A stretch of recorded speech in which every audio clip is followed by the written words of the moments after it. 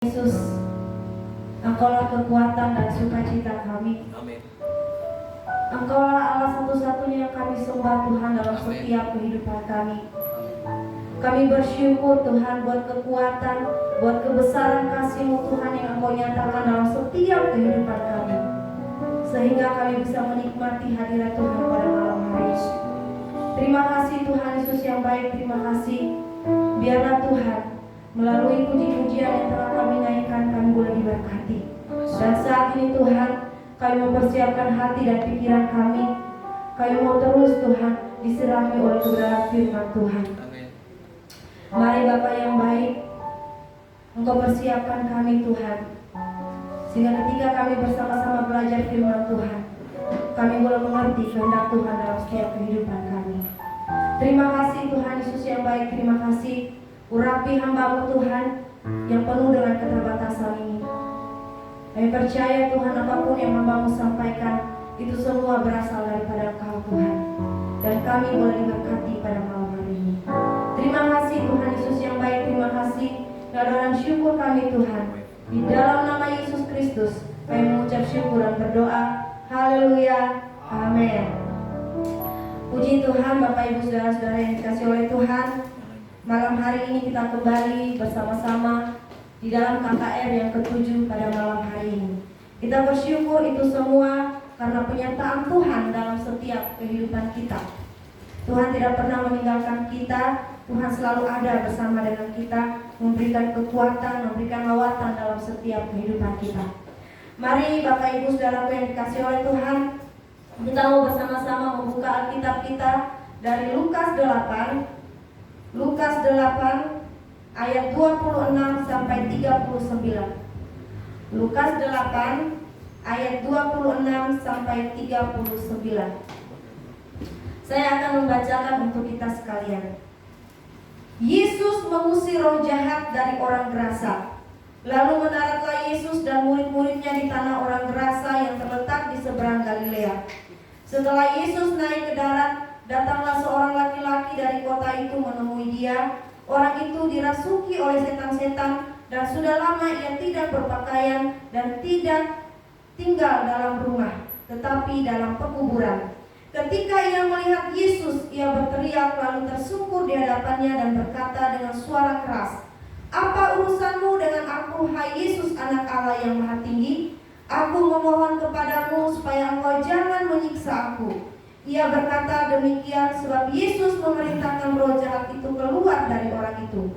Karena sering roh itu menyeret-nyeret dia, maka untuk menjaganya ia dirantai dan dibelenggu. Tetapi ia memutuskan segala pengikat itu dan ia dihalau oleh setan itu ke tempat-tempat yang sunyi. Dan Yesus bertanya kepadanya, "Siapakah namamu?" Jawabnya, "Legion." Karena ia kerasukan banyak setan. Lalu setan-setan itu memohon kepada Yesus supaya ia jangan memerintahkan mereka masuk ke dalam jurang maut. Adalah di sana sejumlah besar babi datang mencari makan di lereng gunung. Lalu setan-setan itu meminta kepada Yesus supaya ia memperkenankan mereka memasuki babi-babi itu. Yesus mengabulkan permintaan mereka. Lalu keluarlah setan-setan itu dari orang itu dan memasuki babi-babi itu. Kawanan babi itu terjun dari tepi jurang ke dalam danau lalu mati lemas. Setelah penjaga-penjaga babi itu melihat apa yang telah terjadi, mereka lari lalu menceritakan hal itu di kota dan di kampung-kampung sekitarnya. Dan keluarlah orang-orang untuk melihat apa yang telah terjadi. Mereka datang kepada Yesus dan mereka menjumpai orang yang telah ditinggalkan setan-setan itu duduk di kaki Yesus. Ia telah berpakaian dan sudah waras. Maka takutlah mereka. Orang-orang yang telah melihat sendiri hal itu memberitahukan kepada mereka bagaimana orang yang dirasuk setan itu telah diselamatkan. Lalu seluruh penduduk daerah Gerasa meminta kepada Yesus supaya ia meninggalkan mereka, sebab mereka sangat ketakutan. Maka naiklah ia ke dalam perahu lalu berlayar kembali.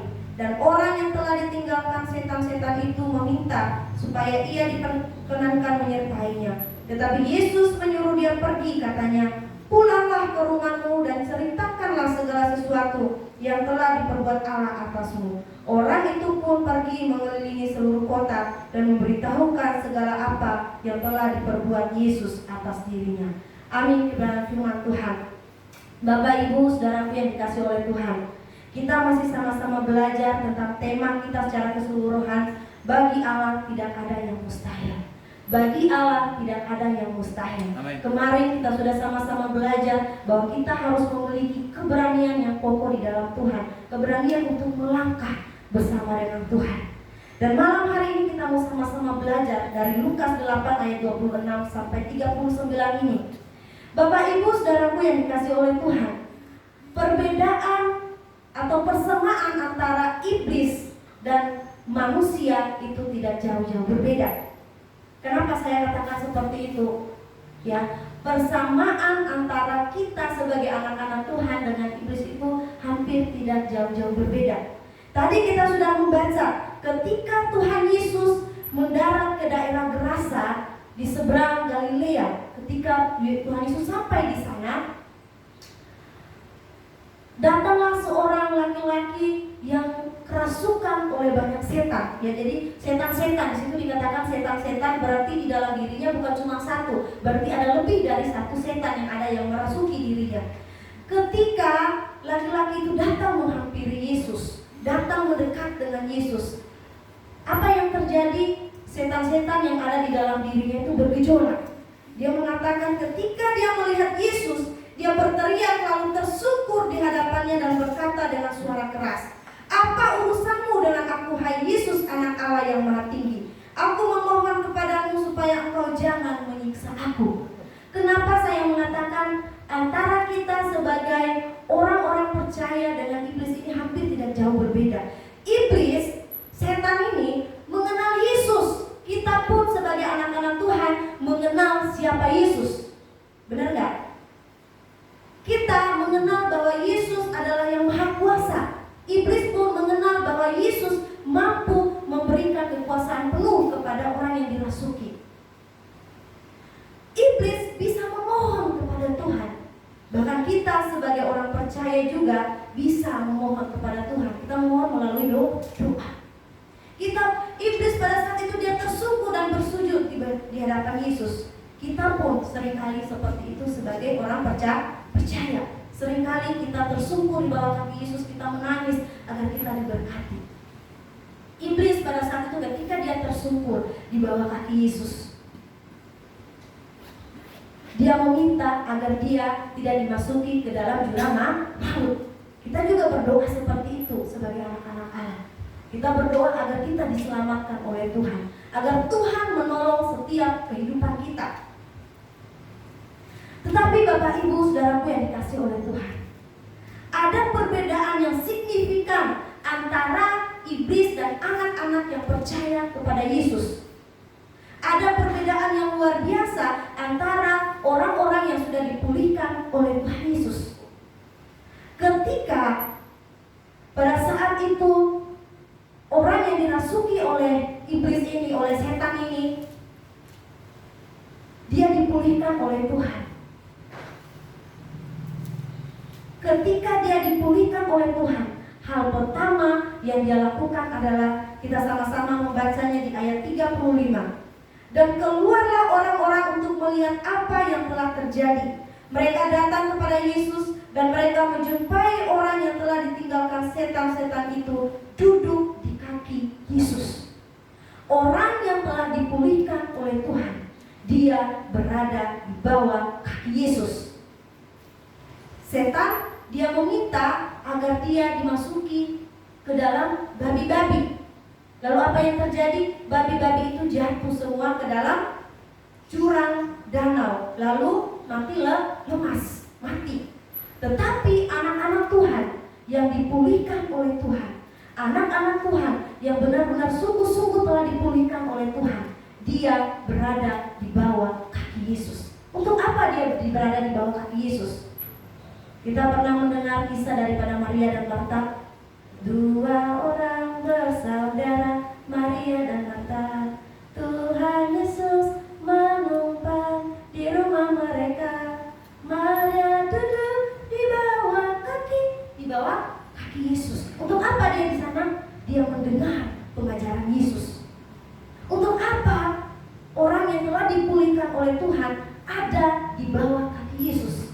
dia mendengar apa yang Tuhan Yesus ajarkan kepada dia. Inilah perbedaan, salah satu perbedaan antara kita anak-anak yang telah dipulihkan oleh Tuhan, anak-anak Allah, dengan iblis. Kalau iblis dia mengenal Tuhan, dia tahu Tuhan itu penuh kuasa, kita pun tahu. Tetapi iblis atau setan itu tidak berada di bawah kaki Yesus. Kita sebagai anak-anak Tuhan, kita berada di bawah kaki Yesus. Makanya kita kembali merenungkan hidup kita, kembali melihat ke dalam hidup kita. Apakah saya ini adalah teman-temannya si iblis, teman-temannya si setan, cuma mengenal Yesus, cuma tahu tentang Yesus, mengenal bahwa Yesus itu penuh kuasa, mengenal bahwa Yesus itu penuh mujizat, atau kita mau ketika kita tahu hal itu, kita mau berada di bawah kaki Yesus. Bapak Ibu Saudaraku yang dikasihi oleh Tuhan, pastikan kita pada malam hari ini adalah anak-anak Tuhan yang rindu akan Tuhan, yang bukan cuma pengen melihat mujizat Tuhan, tetapi kita benar-benar mau mendengar apa yang Tuhan Yesus mau lakukan dalam setiap kehidupan kita. Yang kedua, kita sama-sama belajar. Ketika orang yang dirasuki setan itu dipulihkan oleh Tuhan, kita bersama-sama melihat di ayat 37. Lalu seluruh penduduk daerah Gerasa meminta kepada Yesus supaya ia meninggalkan mereka, sebab mereka sangat ketakutan. Maka naiklah ia ke dalam perahu, lalu berlayar kembali. Dan orang yang ditinggalkan setan-setan itu meminta supaya ia diperkenankan menyertainya. Tetapi Yesus menyuruh dia pergi, katanya. Bapak Ibu Saudaraku yang dikasihi oleh Tuhan, perbedaan kedua antara kita yang telah dipulihkan oleh Tuhan, antara anak-anak Allah dengan iblis ini adalah yang kedua, kita mau mengikut Yesus. Mengikut Yesus itu bukan suatu hal yang mudah. Tuhan Yesus mengatakan ketika engkau mengikut saya, bukan saja Tuhan mengatakan aku akan memberkati engkau akan mendapatkan segala hal, tetapi Tuhan Yesus mengatakan engkau akan mengikut saya. Orang yang dirasuki setan ini meminta ketika dia pulih di dalam setiap kehidupannya, dia meminta agar dia mengikut Yesus. Iblis tidak bisa untuk mengikut Yesus. Iblis berbeda dengan kita anak-anak Allah. Setan berbeda dengan kita. Makanya kita mau jadi sahabatnya Allah atau mau jadi sahabatnya si iblis. Karena ini perbedaannya atau persamaannya itu agak sama gitu ya, jauh-jauh tipis. Iya, beda-beda tipis ya. Nah, Bapak Ibu Saudara yang dikasihi oleh Tuhan, mari pada malam hari ini, ketika kita menjadi anak-anak Allah, jangan sampai kita menjadi sahabatnya si iblis. Kita cuma tahu Tuhan, kita cuma datang berdoa. Iblis juga mengatakan dia datang bersujud memohon kepada Tuhan, tetapi dia tidak mengikuti Yesus, tetapi tidak mengambil keputusan untuk mengikuti Yesus. Mari pada malam hari ini kita mau bersama-sama, kita mengambil satu komitmen di dalam kehidupan kita. Saya mau mengikuti Yesus, saya mau dipulihkan. Ketika orang yang dirasuki setan ini tadi mengatakan bahwa ketika dia masih dirasuki setan, dia tidak pernah memakai baju. Udah berapa lama dia nggak pakai baju? Jadi dia berkeliling-keliling itu dia nggak pakai baju. Betapa malunya dia. Lalu tempat tidurnya itu bukan di rumah, tapi di kuburan. Tapi ketika dia dipulihkan oleh Tuhan, ketika hidupnya dipulihkan oleh Tuhan, dia berbalik. Dia datang kepada Yesus dengan pakaian yang rapi, dengan hati yang sudah siap dan siap mengikuti Yesus. Bapak Ibu Saudaraku yang dikasihi oleh Tuhan, berapa sering kita mengatakan saya mau mengikuti Yesus? Berapa sering kita mengatakan saya mau melakukan kehendak Tuhan? Tapi seringkali itu cuma sebatas dalam pemikiran dan perkataan kita. Kita sama-sama belajar dari ayat 39 yang ketiga mengatakan, pulanglah ke rumahmu dan sesuatu yang telah diperbuat Allah atasmu. Orang itu pun pergi mengelilingi seluruh kota dan memberitahukan segala apa yang telah diperbuat Yesus atas dirinya. Ketika dia meminta kepada Yesus agar dia mengikut Yesus pada saat itu, Tuhan Yesus menyuruh dia, pergilah, ceritakan segala perbuatan itu kepada semua orang. Apa yang dia lakukan? Orang itu pun pergi mengelilingi seluruh kota dan memberitahukan segala apa yang telah diperbuat Yesus atas dirinya. Pergi, bukan cuma keberanian yang dibutuhkan, tetapi kita pergi untuk menyatakan Injil Kristus. Pergi untuk membicarakan apa yang telah Tuhan Yesus lakukan dalam setiap kehidupan kita. Seberapa banyak di antara kita yang menceritakan tentang Yesus? Seberapa banyak dari setiap kehidupan kita, saya saat ini sudah berumur 24 tahun. Sudah berapa kali saya menyampaikan Yesus kepada orang-orang di sekitar saya? Sudah berapa kali saya mengajak orang untuk datang bertemu dengan Yesus? Firman Tuhan mengingatkan kita kembali malam hari ini. Jadilah saksi Kristus. Jadilah pembawa kabar baik itu. Orang ini ketika dia dipulihkan dalam setiap kehidupannya, dia pergi melakukan apa yang Tuhan perintahkan dalam setiap kehidupannya. Dia membawa kabar sukacita, dia membawa kabar baik bagi semua orang. Karena dia rindu bukan cuma dia yang diselamatkan, tetapi orang lain pun dipulihkan. Bapak Ibu Saudaraku yang dikasihi oleh Tuhan, firman Tuhan ini terus mengingatkan kita, mulai dari ibadah pertama sampai pada ibadah hari ini. Kuasa dan mujizat Tuhan terjadi bagi orang-orang yang mau melakukannya. Ketika orang yang dirasuki oleh setan ini melakukan apa yang Tuhan Yesus mau, dia dipulihkan. Dia datang bersujud di bawah kaki Yesus. Dia mau mengikut Yesus dan dia mau melakukan perintah Tuhan. Apa perintah Tuhan dalam setiap kehidupan kita? Yaitu menjadi saksinya Tuhan, menjadi pembawa berita tentang keselamatan. Bapak Ibu Saudaraku yang dikasihi oleh Tuhan, ini perbedaan kita dengan setan. Jadi seringkali kalau orang mengatakan, apa perbedaan kamu sebagai anak-anak Tuhan dengan setan? Setan aja tahu Tuhan itu, dia tunduk sama Tuhan, dia takut sama Tuhan. Dia mengikuti apa yang Tuhan mau. Ketika Tuhan menyuruh dia keluar dari orang itu, iblis pun itu keluar dari orang itu. Tapi apa yang terjadi? Dia binasa. Tetapi berbeda dengan kita anak-anak Allah. Ketika kita mau datang kepada Yesus, ketika kita mau duduk di hadapan Yesus, mendengarkan apa yang Tuhan Yesus mau untuk kita lakukan, maka Tuhan akan memulihkan setiap kehidupan kita. Karena bagi Tuhan tidak ada yang mustahil. Sama halnya bagi orang yang sudah dirasuki ini. Ketika dia mau datang kepada Yesus, dia menghampiri Yesus, dia mau dipulihkan. Ketika dia dipulihkan, dia mau ada di bawah kaki Yesus. Di bawah kaki Yesus maksudnya apa? Dia datang berlutut menyembah Yesus, dia berdoa, mendengarkan pengajaran Yesus. Setelah itu apakah berhenti di situ?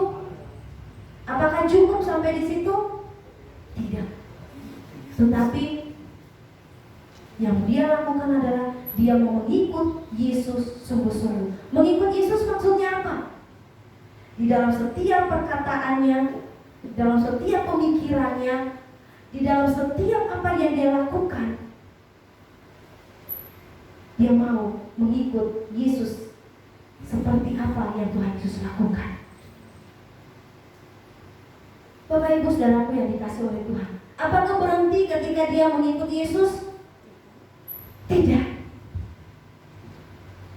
Tetapi dia pergi untuk menyampaikan kabar baik itu. Dia pergi untuk untuk menyampaikan apa yang telah dia alami, bukan yang orang lain alami. Seringkali kita menyampaikan apa yang Cigina alami. Cigina itu luar biasa ya, dia sudah mengalami perubahan di dalam Tuhan, tetapi lupa akan diri.